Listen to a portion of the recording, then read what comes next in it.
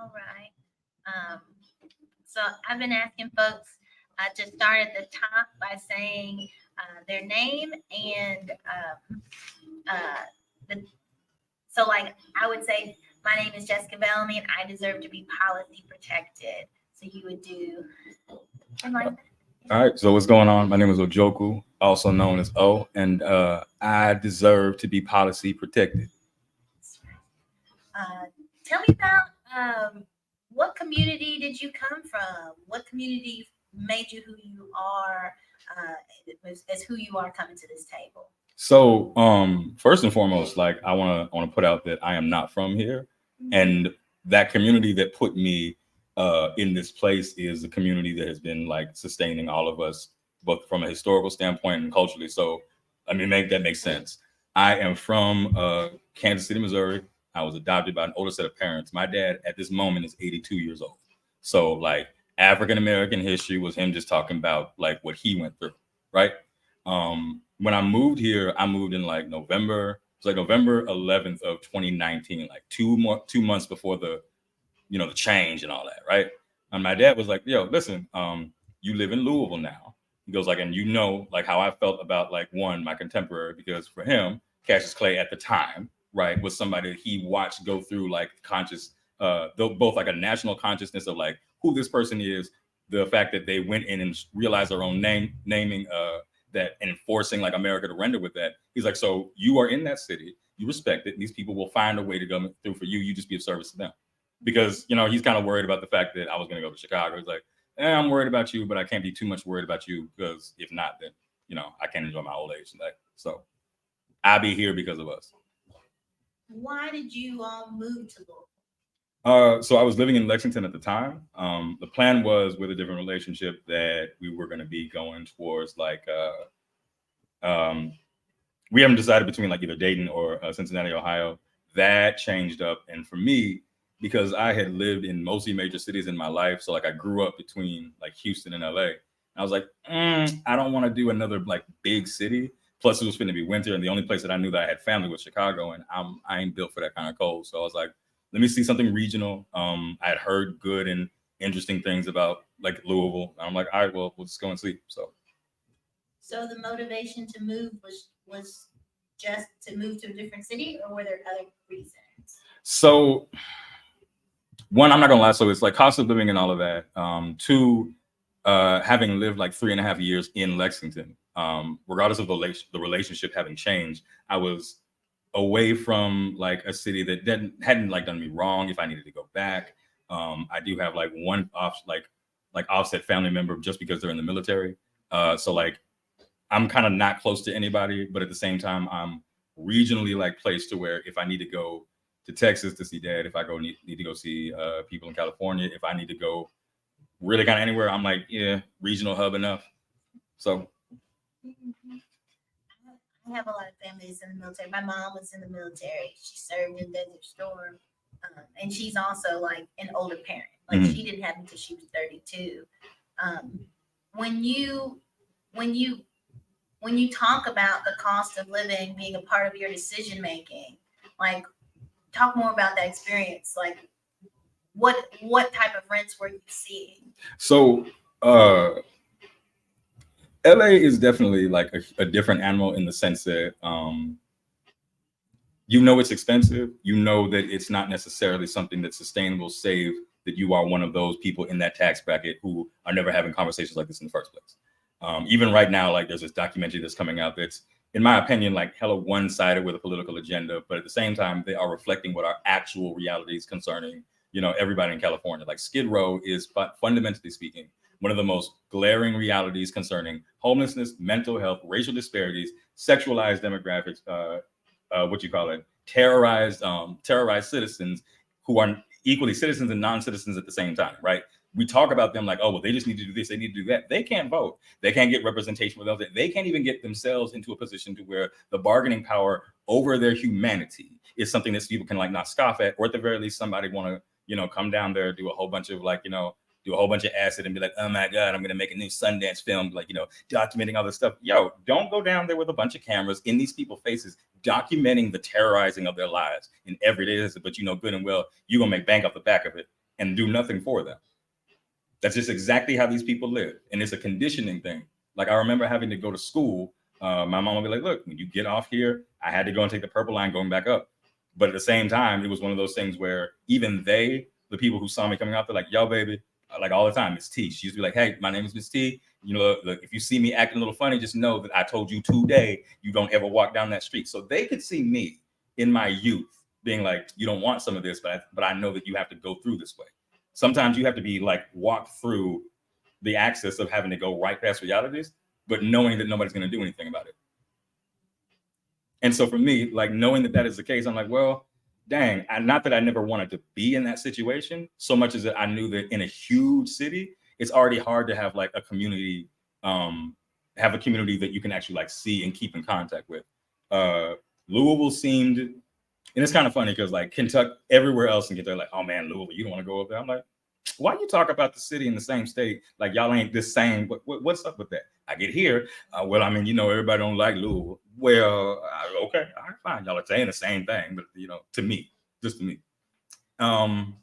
But also like Indiana just seemed terrifying. It just did.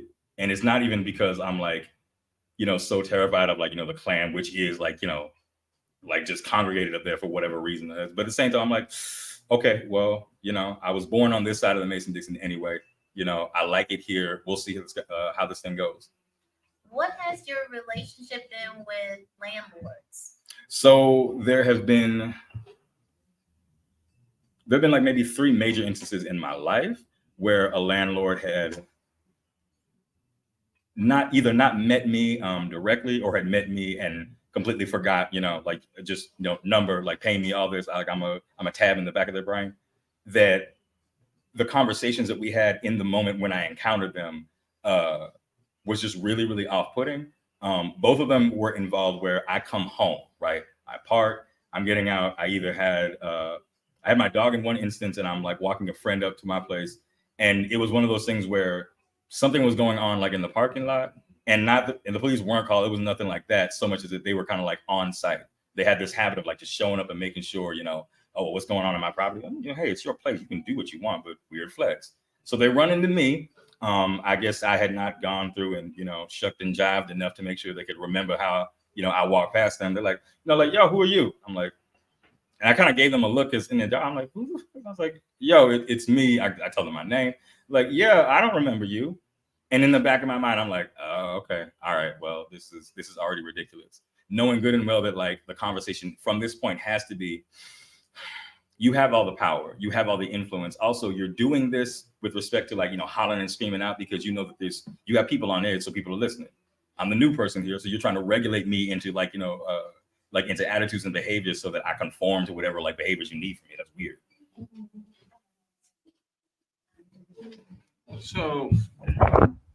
So I'm gonna get into a question. You had basically spoke on an inappropriate time. Basically, your landlord approached you when you were in your own community, and they acted like as if you weren't supposed to be there, or asking you questions about who you are, right, or why you should be there, and in a way that Black people in their own community almost has to prove their identity and prove their existence of why they're there and if they actually live there. And, you know, like you said, you traveled in different, you know, states and came from different areas. So you may have seen different perspective. Like you said, some people in Louisville feel like we're different than other parts of Kentucky, and other parts feel like they're different than Louisville. Oh, yeah. You know, you get an outside perspective. How do you feel Black people move in their community? How are they treated in their communities in the states that you've been to in comparison to Kentucky? So I'll say it this way. I have found that everywhere we are in America, right, every consistent layer of soil, of unresolved issues, of injustice, of murders, of police brutality, every layer of that year after year, day after day, is speaking directly right back up to us. Like you can feel it through your feet, for real. And for me, what happened, where it happened, when it happened, and who it happened to is all like an energy that we contend with. And we inherit that genetically, we inherit it culturally, we inherit it politically. And I'll say it this way, because I don't feel any type of way about like Kentucky, right? Like I've met people here, like where are you from? I tell them like, what are you doing here? I'm like, yo, I met you here. So weird. weird, but yo, I hear what you're saying. I feel like Louisville has had to contend with so many false narratives and so much like, terrorized thinking, terrorized like self-conception, that the ability to imagine a liberated city, a liberated Louisville, either is so far-fetched that you're crazy, like it'd be crazy to even think, or if you can conceptualize it, you could never put yourself there like in real time because you wouldn't know how to act. Or so many people may like operate like on that, right? Some people will say, oh, well, people from here, they've never been anywhere. Well, that's true, but it's interesting that we get ran up and down the street where we are, right? The idea of going in trend, because if it's this bad here, why would I want to go out and deal with somebody who already because we carry the concept of the name of Kentucky anywhere. So I know that when people are outside of the state, they find out you from Kentucky. Do y'all wear shoes? And I hear that. My friends in California, man, when you gonna come back home? I'm like, when y'all quit acting crazy like that. Like I have my issues there and I have my issues here, but don't act like this is not one particular thing. It just so happens that other people have ruined the name of the state in such a way that the people who are here have to deal with the backlash when they go outside of their even counties. Like, that's crazy. We're erased, really. That only those narratives have a purpose. Mm-hmm. They serve to make us just easier to extract from over time. Let's talk about what housing should be. Like, what is your liberation future vision? Like, what housing do you deserve? Do all of us deserve? What does that look like? So I am of the opinion that the conversation about housing with respect to like every American, like generally speaking, is one where we are reintroduced to our relationship with this planet. Because with respect to like us being unhoused, us having like housing issues and all that, yes, that is the case. And while capitalism does allow for these mechanisms to squeeze us on the one end, we also need to be realizing that there's a very, very sustainable way to go forward, but you need to be in relationship with nature. So for me, one, we don't all necessarily need to live so tightly like packed up on each other. From a psychological standpoint, it's not necessarily the most healthy over long periods of time. Sometimes I kind of want to get away and be like, I need to be reintroduced with nature. Like a big part of, I was in the military, right? A big part of me coming out of PTSD was accepting that like, I can be away and then come back. I can be in maybe, I've thought of everything from like, like earthships, which is kind of like a natural, like, style home. It's self-sustaining, water and all this. It's caught repurposed, or at the very least, like communal living where I can either be part of a project, maybe some infrastructure, something that I can actively do, because I also feel like where we live, we ought to be actively caring for, right? So if I'm living somewhere that's maybe a little bit rural or something like that, okay, what is my relationship to like these land, like, the infrastructure here? Like, am I doing something that is bringing power or resources to my home that is making this, the earth unsustainable? Am I damaging my neighbor in any type of way? Apartment style living is cool, but I would think that there's a different way to go about it, that we're not like so on top of each other for real. Because you kind of want enough space, but at the same time, I don't know. It's almost like building blocks that people are just putting together. Like, you can live here and you can live here, you can live here. It's weird. Yeah, I will. Like, if you look at the evolution of housing, where they made it multifamily, they first did that. Where they would take houses and they'd break like different sections into small units, and they called them kitchenettes. Yeah. And they were tiny, right? And those tiny spaces were like reinforced in the design of how they built public housing.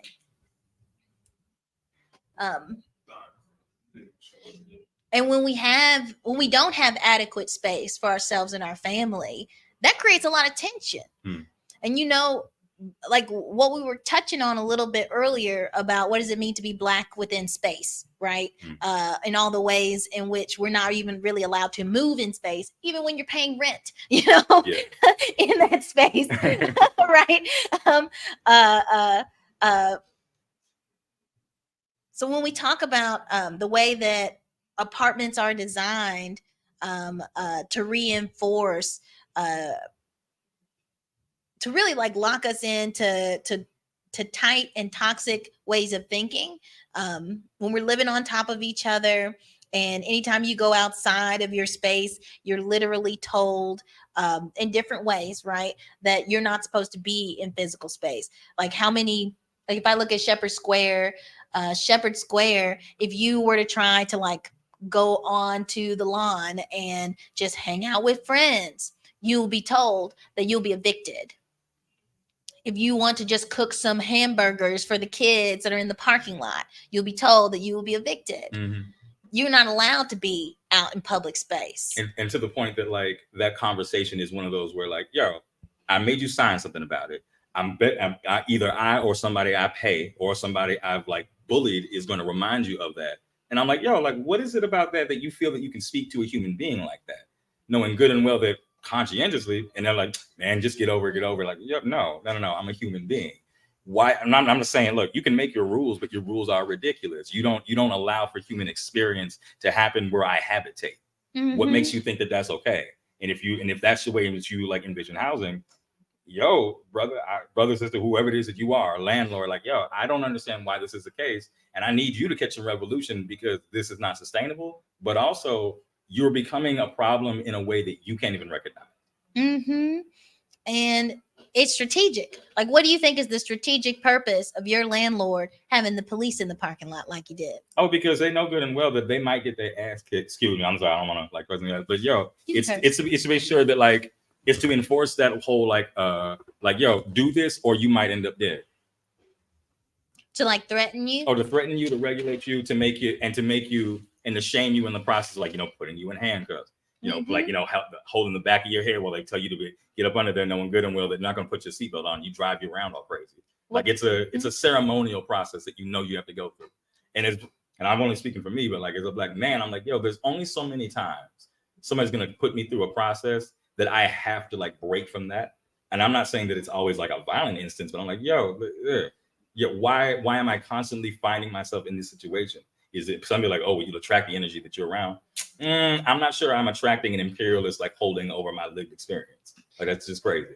Yeah, not at all. What type of tenant do you think they're trying to condition you into? The one that pays and shuts up. And that serves them. Mm-hmm. Absolutely. Yes. What is the difference between when a tenant complains to their landlord versus when a tenant and their neighbors stand together to go and push something against their landlord, raise an issue? So for one, it's one of those where like individually speaking, they know that by virtue of signing a contract, a lease, you know, that agreement, it's a way of saying like, yo, like, you know, I like your relationship with me is such that I have like power over you. And what's more, the idea of if I can get you to just shut up, and if I can get you to shut up, I can get you to shut up, then it reestablishes this concept of, well, there's no reason for me to talk to anybody else. As a matter of fact, if there's something going on in my apartment, I better not let anybody else know because that's going to cause the attention of the landlord, who I'm already avoiding by virtue of just paying them as quickly as I can. And, you know, just like bowing my head when they walk by. Like that's that reinforcement aspect. And to your other question, together, it's one of those where one, we can compare notes, but also like we're comparing the fact that and acknowledging the fact that we're two human beings who have the right and would naturally under any other circumstances be able to communicate. If something was going on, and I'll take it to this level, if I live across from you know, the way from somebody, but I refuse to speak to them, but I can hear abuse going on, I can hear people like, you know, screwing with them, I see somebody like stealing from, like, yo, I'm not saying I owe you, you know, like any conversation, but at the same time, why would I not look out for you? Mm-hmm. Anyone who's willing to go to your doorstep either has to come past mine or sees me next. Mm-hmm. But number two, there's a human being in there, right? Like I'm adopted. So for me, my relationship with our people is such that I'm like, yo, I don't know which one of you is like blood with me, but I bet you my relationship and who has raised me did such, knowing that it was just that was a reason enough in the first place. And knowing that that's also like that's just natural, right? It's weird to think like, oh, well, man, you're just going to keep to yourself. I didn't get here by myself. I'm not sustained by myself. I might farm, but I don't farm in such a way that I'm like growing the food and actually like getting into Kroger's and then, people, we need each other. But also like, why can't I open my mouth about what's going on right there at the gentleman, the elder who's over here? Because we live in very, very like highly diversified, communities. Like literally people who are like in their 90s, people who are like, you know, brand new families and all that. Some people flat out don't even know what it's like to be in like their own first home.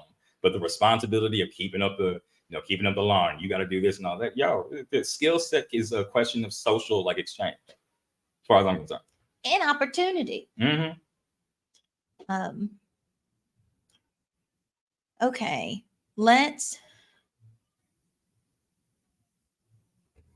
tell me. So I know we talked about gentrification, how it was happening on the West Coast, but what have you noticed in this city with rent prices, housing prices? So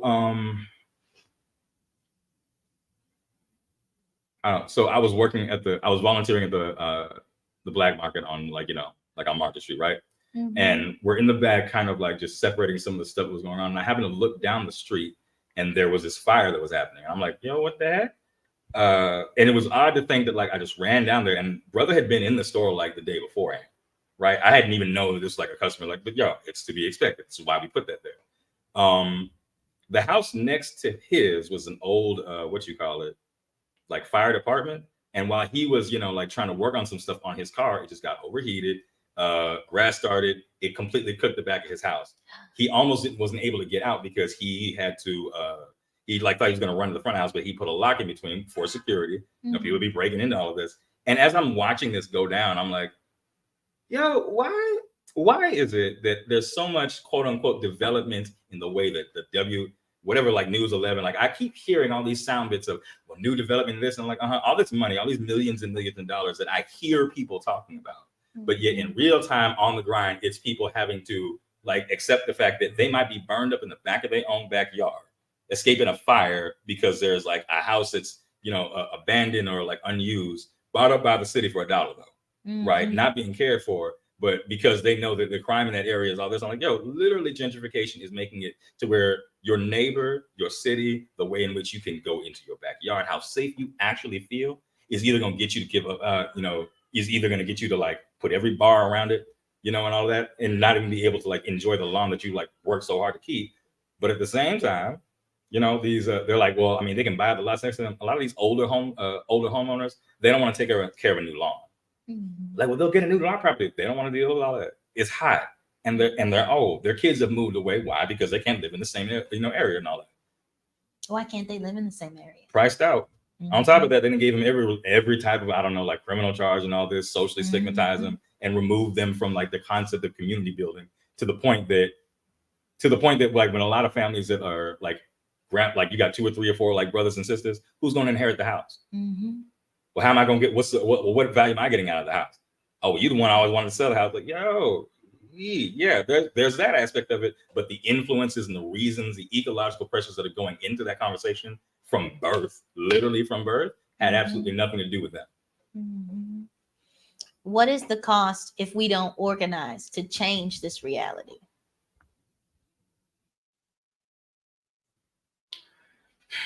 It's our humanity, first and foremost, for real. Like it's like the cost is our humanity, and the cost is like and to have like lost any momentum, if that's even applicable, I guess, like losing out the momentum, but also like missing out on the heritage that we are actually like born into, right? Like as Black people in this country, as poor and for real, like for poor working class and like white people, right? Yo, again, if you are not in that tax bracket, I am talking to you. Mm-hmm. There's nothing that we're doing. There's no gain in this country that hasn't been made at the cost of like, of blood and like, and all this, what is it? Blair Mountain here in Kentucky, just hearing the relationship of how like the labor wars, literally landlords will go out and fight you, like shoot you over that stuff. Why? Because you better be banking out whatever I need out of a 60-hour work week. And I hear your kid is 12 now. He can get hired too. Mm-hmm. That's the relationship that we come out of. And yet here, it's constantly one of those things where we're looking at how things are consistently being, it's getting worse, it's getting worse, it's getting worse. Okay. Why is it getting worse? Like, why can't we just look at ourselves and be like, yo, I see that this is going on. They're squeezing me here. They're squeezing you there. We might as well talk about it because they have other options. Mm-hmm. And they are organized. Highly organized. And they are not afraid to use the threat of violence to condition you into the tenant they want you to be. Mm-hmm. That's what we see with the guy, the landlord with his police in the parking lot. And same thing we saw with the labor movement when they would just shoot people for asking for better working conditions. Yep.